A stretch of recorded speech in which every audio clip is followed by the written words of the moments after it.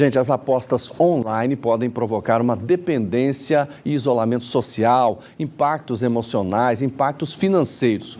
Pensando nisso, o Conselho Regional de Medicina aqui do Estado de Goiás, o CREMEGO, está discutindo com médicos e também com pessoas interessadas esse tema, que é a regulação das bets e os prejuízos para a saúde mental da população.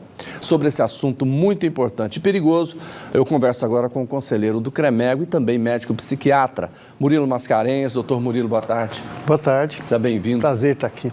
Prazer é nosso. Por que essa questão das bets preocupa tanto? É uma mudança de paradigma na questão da facilidade que as pessoas têm de ter acesso a apostas. Nunca foi tão fácil, porque hoje são celulares e os adolescentes podem fazer perfis falsos, mentir sobre a propriedade e também ter acesso a essas apostas. Os adolescentes estão jogando, também estão apostando? Estão jogando e eles, como não têm o cérebro totalmente formado, eles são incapazes de prever o risco disso.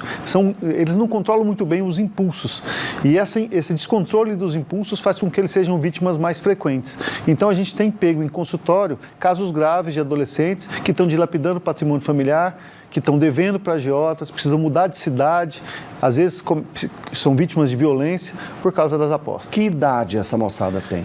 Entre 12 e 16 anos tem ficado uma coisa preocupante. Agora nós estamos falando, inclusive eu tenho uma pesquisa que ela foi divulgada ontem, dizendo o seguinte: 60% desses apostadores apostam para aumentar a renda da família. Com a ideia de que podem aumentar, Com a ideia. Né? Então, você vê que seria uma atividade de recreação. Aposta, teoricamente, seria um jogo de azar recreacional. O cara vai jogar um baralho, o cara vai assistir uma série, o cara vai apostar. Só que quando a pessoa confunde isso, ou seja, ela acha que aquilo pode ser uma fonte de renda para manter a família, ela vai apostar uma parte da renda dela. E quando perde, aí as consequências são desastrosas. Olha, nós estamos falando sobre essa situação, para você ter uma ideia da gravidade, nós estamos conversando com o Conselho Regional de Medicina, não é? Que é exatamente o órgão que cuida da nossa saúde, que regulamenta a profissão, mas que os médicos estão aí para exatamente trabalhar isso. Para a saúde mental, o senhor é um médico psiquiatra, como é que as pessoas chegam lá no consultório do senhor?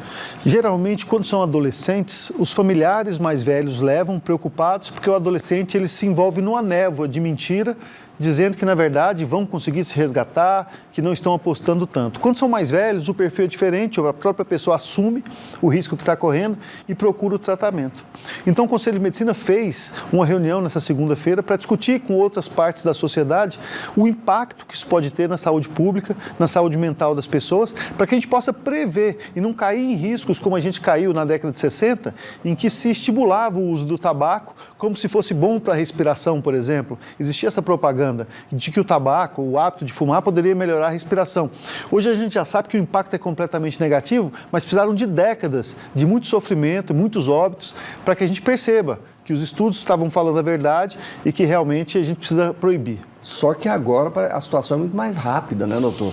Tudo é mais rápido. A internet está aí, que é um negócio horroroso. Tudo muito mais rápido. A população é maior e o acesso é muito maior. Então você tem grandes personalidades públicas fazendo propaganda de bets. Então, quando você tem um Galvão Bueno, quando você tem um Neymar, que são ídolos dessa moçada, fazendo propaganda de bets, você vê que está fora de controle. Para o senhor, qual que seria a saída para isso, hein? A gente vai discutir. Eu levei a discussão para a Câmara Técnica de Psiquiatria para que a gente possa envolver o Ministério Público, que a gente possa envolver, graças a Deus, vocês estão abrindo espaço na comunicação, então a imprensa, o Ministério Público, o Conselho de Medicina, as entidades médicas e a classe política, que infelizmente tem ligações difíceis da gente explicar com a questão financeira que patrocina as bets, que gira muito dinheiro. Então a gente precisa sensibilizar que o problema que vai gerar é maior do que o lucro. O que a gente percebe é que esse problema das bets não é de agora, né? Ele ficou aí anos sem uma regulamentação. Agora está começando, mas a gente já percebe, por outro lado, a quantidade de bets irregulares atuando no mercado. Além disso, o que está acontecendo é que a própria prefeitura está fazendo uma licitação. Então, quer dizer, nós estamos entrando numa seara meio complicada. O senhor está falando da licitação da prefeitura para a loteria, né? Exatamente. E nada mais é do que uma casa de apostas. Uma casa de apostas pública e que dá acesso a todas as pessoas através de um celular, sem controle. Porque nós vemos numa época em que você tinha uma aposta semanal. uma aposta mensal, Sim. o jogo. Agora não, agora quantas vezes por dia uma pessoa pode fazer uma aposta? Doutor, eu queria saber do senhor o seguinte, por exemplo, que as pessoas começam a apostar, gastam o dinheiro que tem, depois entra no cartão de crédito e termina no agiota. Quando chega no agiota, aí é questão de vida ou morte, né? Aí começa a girar a rede de violência em torno das apostas. Então, a rede de violência está ligada justamente ao endividamento. E o endividamento tem relação com a falta de controle dos impulsos. Existe um neurotransmissor chamado dopamina que traz prazer com a aposta, mas traz muito desprazer também com a falta. Então, é uma coisa parecida com comida, uma coisa parecida com qualquer outra droga. Pode gerar suicídio? Existe uma porcentagem. 1 a cada 10 pessoas que começa a apostar fica dependente e 8 em cada 10 apostadores contumazes tentam suicídio em algum momento. 8 a 10? Dos contumazes? Dos contumazes.